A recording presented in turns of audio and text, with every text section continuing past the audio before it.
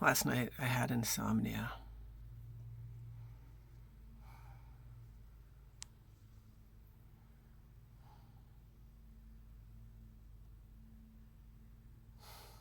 I have this sign. It says, "Stop bullying trans people."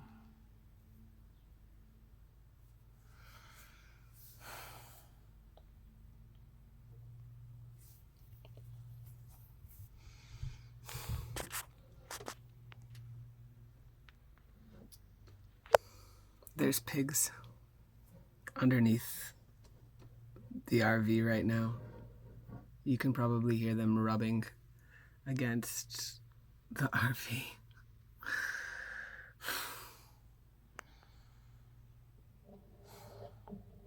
I am living in an RV. I am so grateful, so grateful.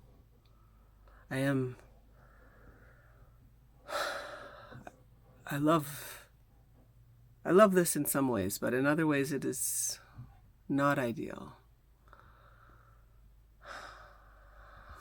I've been trying to figure out housing for basically my entire adult life.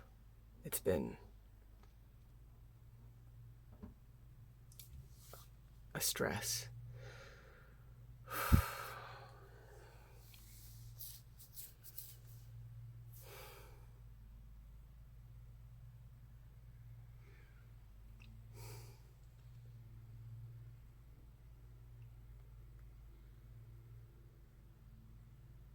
I'm trying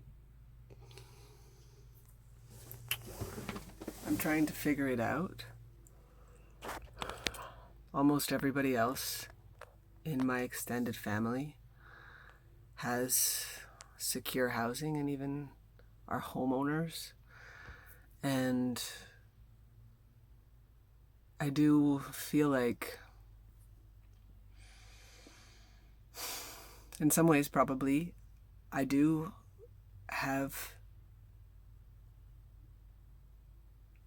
these creative journeys in some ways because I'm trying to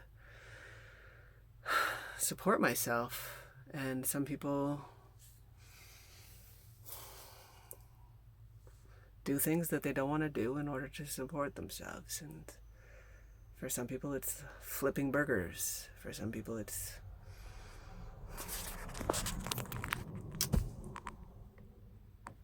farming or being fill in the blank. There are so many different ways, and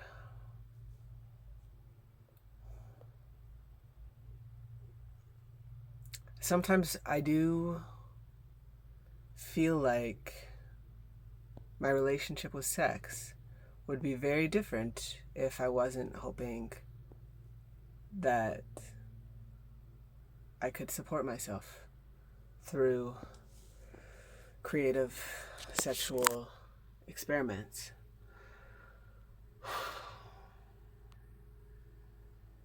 What I want in life at this point is to be safe and happy, to experience love, to feel a part of something. I do enjoy sex, and also I don't enjoy the feeling of financial anxiety that has in some ways been connected to sex, which I don't think is something that only I have experienced. And the history of marriage is very much about capitalism and resources, property. Women historically were treated as property based on the law under colonization, and it's really concerning the history of marriage and how little safety and access to autonomy, to be able to choose what to do with women's bodies, for women to be able to choose what to do with their money, to be able to even go to work and support themselves and not be dependent on their partners. And I don't know what the answer is. I believe that there's some sort of an answer in finding a way where so many of us aren't struggling to just have a home and to have food and to have access to meeting our basic needs. I feel disconnected from so many people because I'm just so stressed out about my ability to meet my basic needs. And I am hopeful that through this fucking experiment that I can find a way out of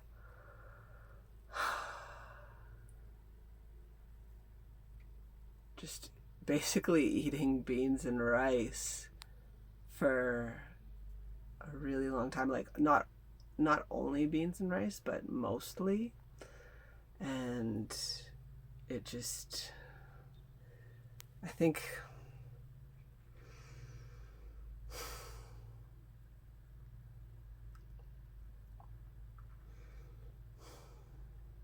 there's nothing wrong with beans and rice, but I would like to have more variety and to not feel so stressed about just getting a treat like berries and having to justify it by fucking the berries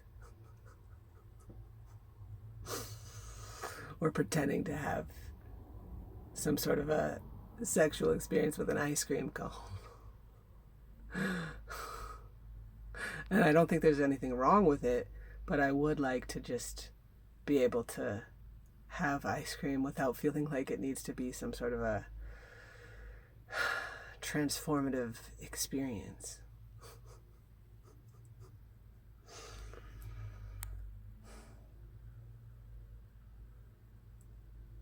I'm having some feelings.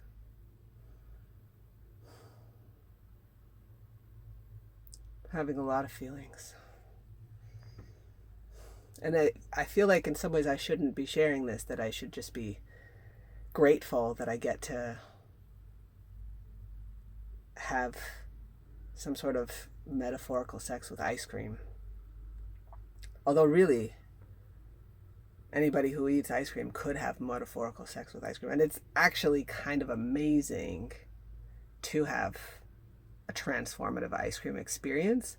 So I am in some ways grateful for the transformative ice cream, and also there's some negative stuff that I need to work through around the necessity of this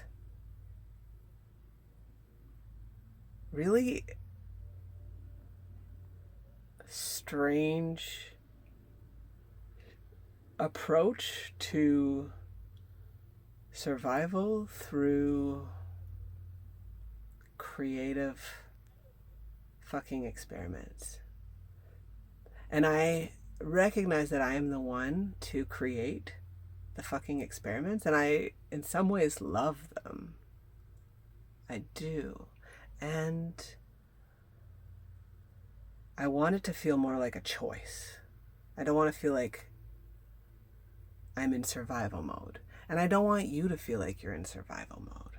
I want all of us to feel safe and like we have what we need, and I recognize that most of us don't. And I don't think that it needs to be like that. But when people are obsessed with greed and power and understanding who we are as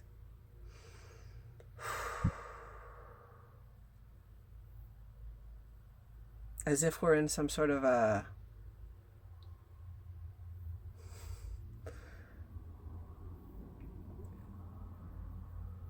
me versus you, as opposed to that we're on the same team. I wish that there was more of a sense of connectedness. I do enjoy this because this is how I get to feel connected, and I've been struggling with loneliness and anxiety and feeling deeply disconnected for years. And so I do love that this does feel like a spiritual space for me to be vulnerable, to share some of my experiences and struggles, and to I imagine empathy. I imagine that my words are received with care and love and empathy, and yeah, I just want us to have more love. And this is me trying my best to choose love. And I don't think that I always succeed, but I'm really trying and attempting to model a way of loving that is attempting to prioritize pleasure and communication and awareness around the complexity of pleasure, the complexity of sexuality, of how we understand who we are and how we love, how we make love, how we fuck, how we make fuck, exploring the arts and science of fucking and loving ourselves. I do feel like it's juicy and exciting, and I'm hoping to not be in this kind of living in poverty and survival mode.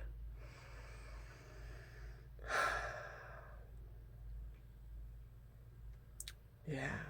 So I guess I'm hoping to find a way out of that if anybody can help.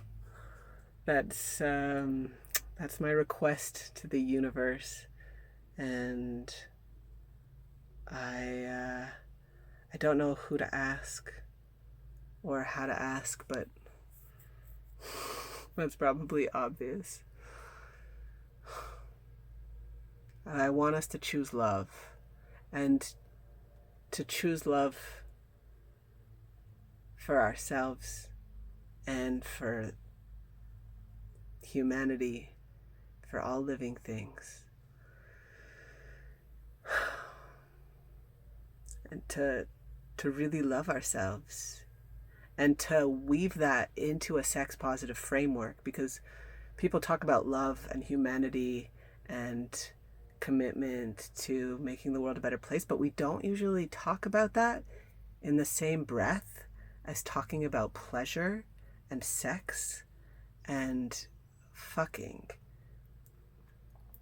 There's so much disconnect between alignment with these humanistic values of treating each other with respect and honoring the sacredness of our lives and our bodies. And when sex is disconnected from integrity, which it feels like, unfortunately, as the internet has shaped our understanding of sex through mainstream pornography, the culture around what is normal sex is becoming more and more rough, but there isn't an increase in communication and consent to facilitate this cultural shift in a way that is not traumatizing. So I don't want to shame people for having rough sex, but if that's something that people want to do, it's important to have a conversation about it and to make sure that everybody's on the same page about it. And that is not consistently the case, which is very concerning if we value consent and safety and people having positive experiences of pleasure. My mission with this is to resolve the orgasm gap, enhance our communication skills, destigmatize talking about sex, talking about our bodies, talking about our desires, talking about our boundaries, and inviting each other to have these conversations and modeling vulnerability and exploring the interconnections between mental health and sexual health, and how we can make space in our relationships and in our dating and even in hookups to talk about our needs and build safety to reduce the potential for harm in loving and fucking, and increase the access to pleasure in loving and fucking. That is my intention with these experiments. And I don't think that I'm perfect. I'm actually struggling, as I've said a number of times. And this is, I guess, my request to the universe to have some support so that I can create loving and fucking adventures without being in this anxiety around my safety and survival. Thank you for listening.